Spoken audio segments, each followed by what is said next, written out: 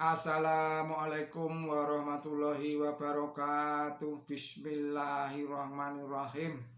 Apakah Dajjal itu orang ataukah bangsa?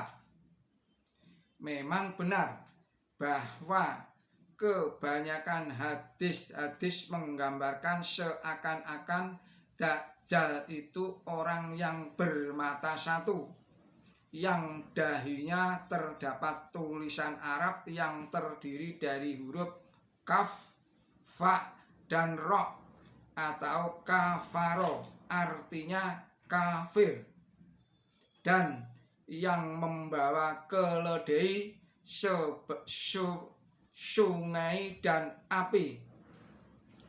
Tetapi jika hadis-hadis itu kita cocokkan, saya ulangi lagi, jika hadis-hadis itu kita cocokkan dengan uraian Quran suci, maka akan nampak dengan jelas bahwa Dajjal itu bukanlah nama orang, melainkan suatu bangsa, atau lebih tepat lagi segolongan bangsa. Dengan tegas Quran suci mempersamakan Dajjal itu dengan bangsa-bangsa Kristen. Dan lagi Quran suci menyatakan bahwa Dajjal dan Ya'juj wa Ma'juj bukanlah dua jenis makhluk yang berlainan, karena fitnah yang ditimbulkan oleh mereka itu disebutkan bersama-sama. Kami juga mempunyai bukti dari kitab Bible atau Perjanjian Lama yang menerangkan bahwa Ya'juj wa Ma'juj adalah bangsa Eropa. Dengan demikian teranglah bahwa Dajjal juga berarti suatu bangsa. Sebagaimana telah kami terangkan, fitnahnya Dajjal itu bersumber pada menangnya agama Kristen.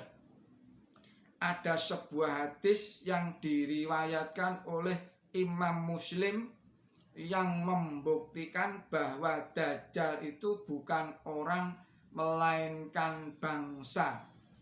Sebagaimana Roma dan Persia yang diuraikan di dalam hadis itu bukanlah tempat melainkan bangsa. Hadis itu berbunyi demikian, Bismillahirrahmanirrahim. Rasulullah Shallallahu Alaihi Wasallam bersabda, kamu akan bertempur dengan Jazirah Arab dan Allah akan memberi kemenangan kepada kamu. Lalu kamu akan bertempur dengan Persia dan Allah akan memberi kemenangan kepada kamu. Lalu kamu akan bertempur dengan Roma dan Allah akan memberi kemenangan kepada kamu.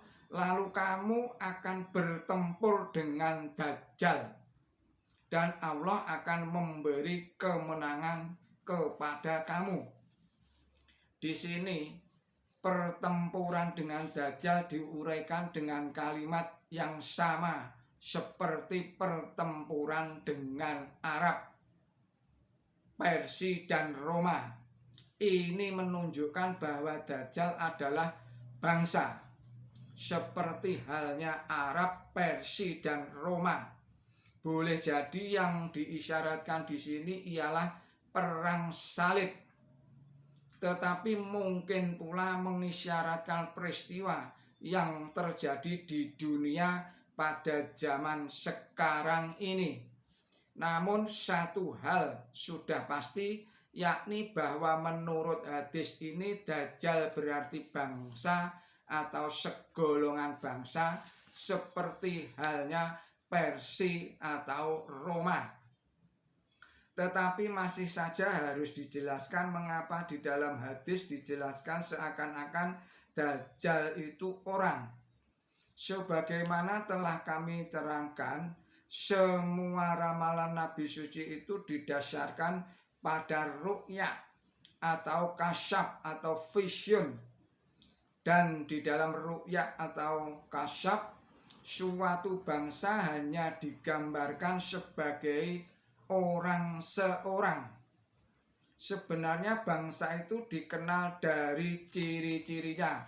Dan di dalam ru'ya, ciri-ciri ini hanya dapat diperlihatkan dalam bentuk orang seorang.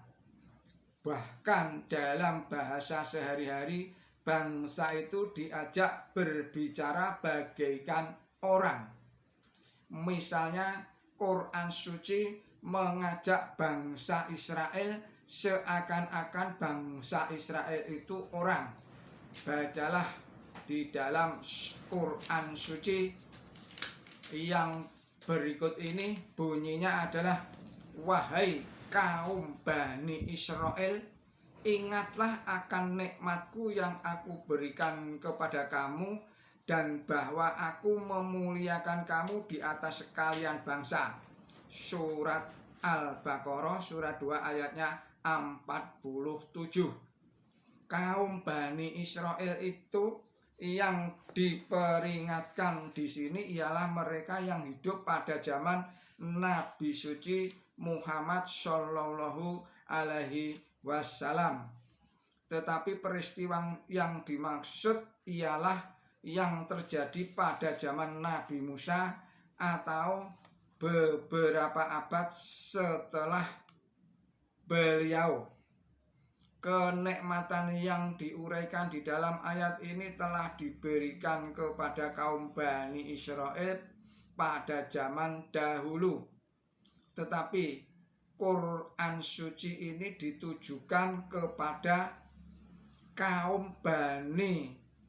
Saya ulangi lagi, tetapi ayat Quran suci ini ditujukan kepada kaum Bani Israel zaman sekarang yang sedang dalam keadaan hina dan suram.